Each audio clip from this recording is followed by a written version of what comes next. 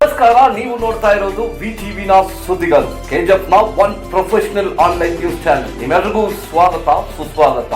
ಸ್ನೇಹಿತರೆ, ಯಾವುದಕ್ಕೂ ಕೂಡ ಇಲ್ಲಿಯ ತನಕ ಯಾವುದೇ ಸರ್ಕಾರಗಳು ಬೆಲೆಯನ್ನ ನಿಗದಿ ಮಾಡಲಿಕ್ಕೆ ಸಾಧ್ಯ ಆಗಲಿಲ್ಲ ಅಂತ ಒಂದು ಸಂಕಷ್ಟದಲ್ಲಿರ್ತಕ್ಕಂಥ ರೈತ ವರ್ಷಗಳ ಕಾಲ ರಾಜ್ಯ ಸರ್ಕಾರ ಉಚಿತವಾಗಿ ವಿದ್ಯುತ್ ಅನ್ನ ಕೊಡ್ತಾ ಬಂದಿತ್ತು. ನಾವೇನು ರೈತರು ಉಚಿತ ವಿದ್ಯುತ್ ಅನ್ನು ಕೊಡಬೇಕಂತ ಯಾವತ್ತೂ ಕೇಳಲಿಲ್ಲ. ಇವರು ಚುನಾವಣಾ ರಾಜಕೀಯಕ್ಕಾಗಿ, ಇವರು ಪಕ್ಷಗಳ ಗೆಲುವನ್ನ ಪಡೀಲಿಕ್ಕಾಗಿ, ಅಧಿಕಾರನ ಪಡೀಲಿಕ್ಕಾಗಿ ರೈತರಿಗೆ ನಾವು ರಿಯಾಯಿತಿಯಲ್ಲಿ ಉಚಿತವಾಗಿ ವಿದ್ಯುತ್ ಅನ್ನು ಕೊಡ್ತೇವೆ ಅಂತ ಹೇಳಿ ಘೋಷಣೆಗಳನ್ನ ಮಾಡ್ಕೊಂಡು ಬಂದಿದ್ರು. ಅದೇ ನಾವು ನಿಮ್ಮ ಪುಕ್ಸಾಟ ವಿದ್ಯುತ್ ಬೇಕಾಗಿಲ್ಲ, ನಮಗೆ ಬೆಳೆದಂತ ಉತ್ಪನ್ನಗಳಿಗೆ ಬೆಲೆಯನ್ನು ನಿಗದಿ ಮಾಡಿ ಗೊಬ್ಬರಕ್ಕೆ ನಾವು ಏನು ಇದೆಯೋ ಅದನ್ನು ಕೊಡ್ತೀವಿ, ವಿದ್ಯುತ್ಗೆ ಏನಿದೆಯೋ ಅದನ್ನು ಕೊಡ್ತೀವಿ, ಎಲ್ಲದಕ್ಕೂ ನಾವು ಎದುರಾಗ್ತವರಲ್ಲ. ಅದನ್ನು ನೀವು ಕೊಡದೇ ಇದ್ದಿದ್ರಿಂದ ರೈತರಿಗೆ ಸರ್ಕಾರಗಳು ಈ ರಿಯಾಯಿತಿಯನ್ನು ಏನು ಕೊಡ್ತಾ ಇದ್ರು, ಇನ್ನು ಮುಂದೆ ಈ ರಿಯಾಯಿತಿಗಳು ಇರೋದಿಲ್ಲ.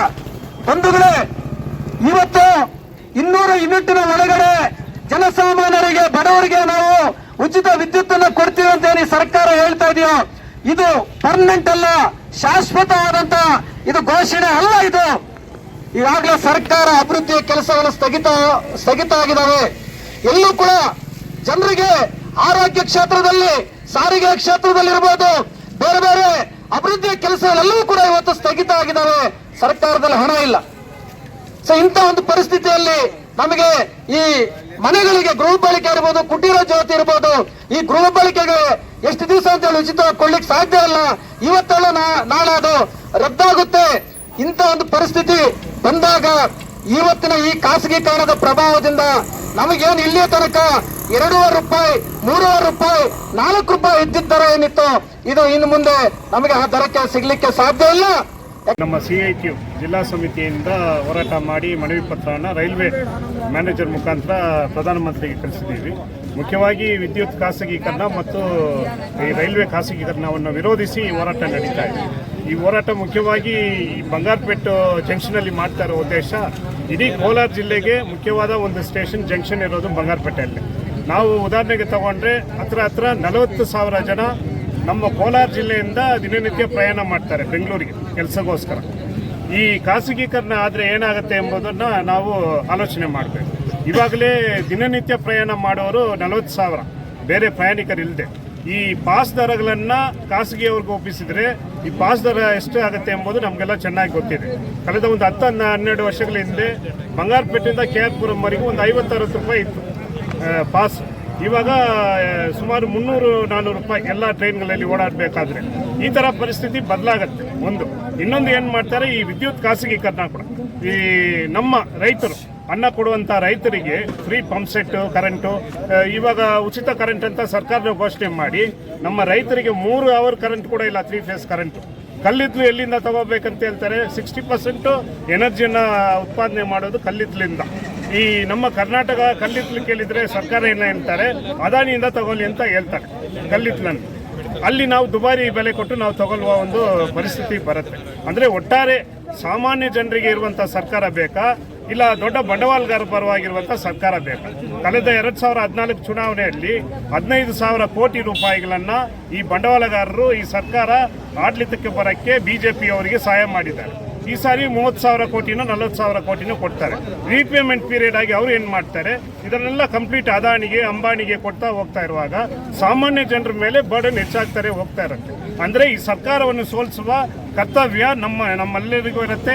ಅದು ಕೂಡ ನಮ್ಮ ಕೋಲಾರ ಜಿಲ್ಲೆಯ ಜನತೆಗೆ ಈ ಸರ್ಕಾರವನ್ನು ಸೋಲಿಸಬೇಕಾದ್ರೆ ಯಾರನ್ನ ಸೋಲಿಸಬೇಕು, ಬೇರೆಯವರು ಬಂದರೂ ಕೂಡ ಇದೇ ಕಾನೂನು ಅಂತಿಲ್ಲ. ಅವರು ಸ್ವಲ್ಪ ನಿಧಾನಕ್ಕೆ ಹೋಗ್ತಾರೆ, ಅವ್ರು ಭಯ ಪಡ್ತಾರೆ ಹೋರಾಟಗಳಿಗೆ, ನಮ್ಮಂಥ CIT ಸಂಘಟನೆಗಳಿಗೆಲ್ಲ ಭಯ ಪಡ್ತಾರೆ. ಆದರೆ ಇವರು ಅಂಥ ವ್ಯಕ್ತಿಗಳಲ್ಲ, ಬರೀ ಅವರ ಬೆಳವಣಿಗೆ ಬಗ್ಗೆ ಯೋಚನೆ ಮಾಡ್ತಾರೆ. ಒಂದೇ ಉದಾಹರಣೆ ಹೇಳಬೇಕಾದ್ರೆ, ಜಿಯೋ ಅಂತ ಒಂದು ಕಂಪನಿ ಬಂತು. ಅವನು ಬಂದಾಗ ಏನು ಮಾಡಿದ, 10 ತಿಂಗಳು ಫ್ರೀಯಾಗಿ ನಾನು ಕೊಡ್ತೀನಿ ಅಂತ, ಫ್ರೀ ಎಲ್ಲ ನೆಟ್ ಕನೆಕ್ಷನಿಂದ ಎಲ್ಲ ಫ್ರೀ 10 ತಿಂಗಳು. ಅದಾದಮೇಲೆ ಏನು ಮಾಡಿದ, ಇವಾಗ 1 ತಿಂಗಳಿಗೆ 300 ರೂಪಾಯಿ ಒಂದು ಪೀರಿಯಡನ್ನು ಫಿಕ್ಸ್ ಮಾಡಿದ. ಸುಮಾರು ಕೋಟ್ಯಾಂತರ ರೂಪಾಯಿ ಅವರು ಒಂದು ದಿನಕ್ಕೆ ಕೋಟ್ಯಾಂತರ ರೂಪಾಯಿ ಲಾಭ ಪಡೀತಾ ಇದ್ದಾರೆ. ನಮ್ಮ BSNLಗೆ ಇದುವರೆಗೆ 4G ಕೂಡ ಕೊಟ್ಟಿಲ್ಲ. ಇದು ಖಾಸಗಿಯ ಉದ್ದೇಶ ಇರುತ್ತೆ, ಖಾಸಗೀಕರಣದ ಉದ್ದೇಶ ಇದೆ. BGML ಖಾಸಗೀಕರಣ ಮಾಡಕ್ಕೆ ಕೊಟ್ಟಿದ್ದಾರೆ.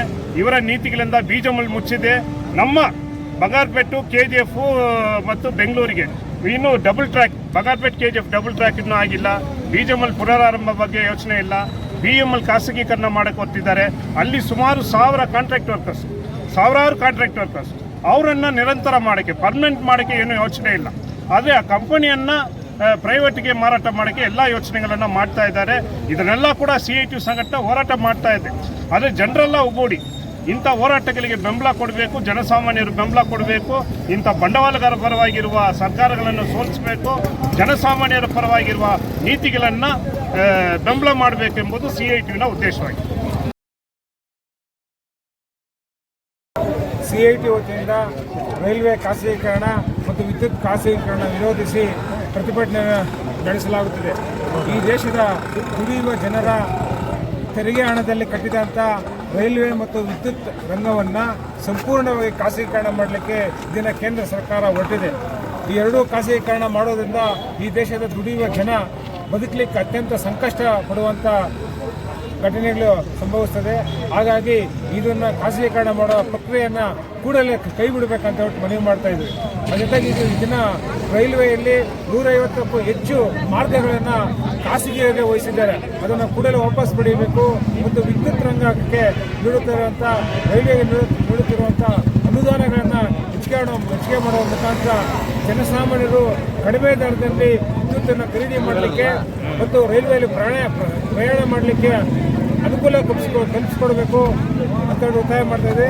ಅದ್ರ ಜೊತೆಗೆ ನಮ್ಮ ಜಿಲ್ಲೆಯಲ್ಲಿ ರೈಲ್ವೆ ಮಾರ್ಗಗಳನ್ನು ಹೆಚ್ಚು ಮಾಡಬೇಕು ಮತ್ತು ರೈಲ್ವೆ ಅಂಡರ್ ಪಾಸ್ಗಳು, ರೈಲ್ವೆ ಬ್ರಿಡ್ಜ್ಗಳನ್ನು ಹೆಚ್ಚಳ ಮಾಡಬೇಕು ಅಂತ ಒತ್ತಾಯ ಮಾಡ್ತಾ ಇದ್ವಿ. ಅದ್ರ ಜೊತೆಗೆ ನಮ್ಮ ಜಿಲ್ಲೆಯ ಶ್ರೀನಿವಾಸಪುರದಲ್ಲಿ ರೈಲ್ವೆ ಕೋಚ್ ಫ್ಯಾಕ್ಟರಿಯನ್ನು ಪ್ರಾರಂಭ ಮಾಡ್ತಾರೆ ಅಂತ ಹೇಳಿದ್ರು. ಅದ್ರ ಜೊತೆಗೆ ರೈಲ್ವೆ ವರ್ಕ್ಶಾಪನ್ನು ಪ್ರಾರಂಭ ಮಾಡ್ತಾರೆ ಅಂತ ಹೇಳಿದ್ರು. ಆ ಎರಡನ್ನೂ ಸಹ ಪ್ರಾರಂಭ ಮಾಡಿಲ್ಲ.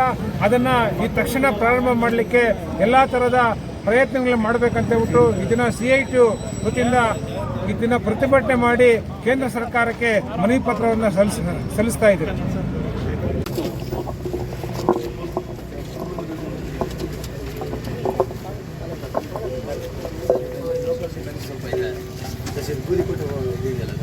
ಎಷ್ಟೋ ಜನ ಬಂದು ಕೇಳಿದ್ರು ಕೂಡ ಪರಿಹಾರ ಆಗಿಲ್ಲ. ಅದೇ ಸ್ವಲ್ಪ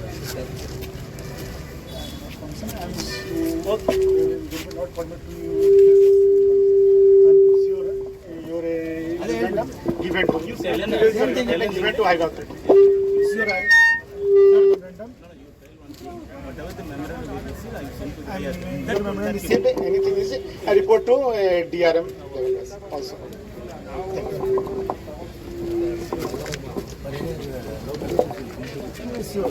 For all NCERT, CBSE textbooks, guides, PUC, ITI, BE textbooks, guides and classmate notes, and for all the types of stationery available only at Satya Bookstore, opposite to Karur Vaishya ATM, Aladamara, Bemmal Nagar, KGF. For more details, contact 8073962145. என்னதான் வேணும் cool. என்ன வேணும்னாலும் பிகிக்கு கால் பண்ணுங்க. 15 நிமிஷத்துல home டெலிவரியா அள்ளுங்க. பிகி. For orders and delivers, call on 9986692006.